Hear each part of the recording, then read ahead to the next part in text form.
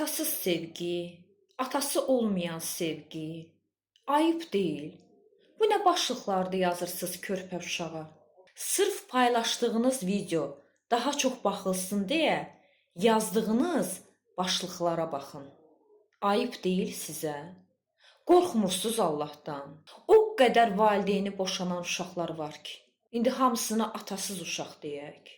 Nə bilirsiniz o ailənin daxili məsələsini? Böyüklərə nə yazırsınız yazın.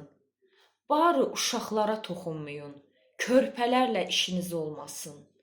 Nə qədər insafsız, nə qədər vicdansız olasan ki, balaca bir uşağa dilin gəlib bu sözü yazasan.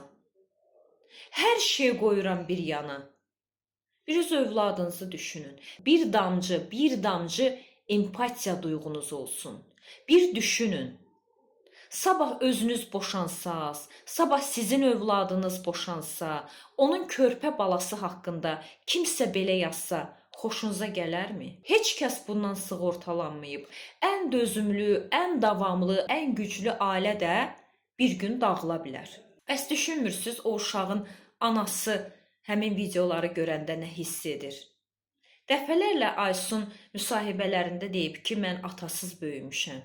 Onun onsuz da bir ata travması var. Və bu onun üçün 2 qat travmadır, bilirsinizmi? Bir tərəfdən də bu cür başlıqlarla videolar paylaşırsınız. 5-i qarşısına çıxmaz, bu videonun biri onun qarşısına çıxar. O videonu izlədiyi zaman nə hiss edər, heç düşünürsünüzmü? Niyə yaralı adamı dəfələrlə yaralayırsınız?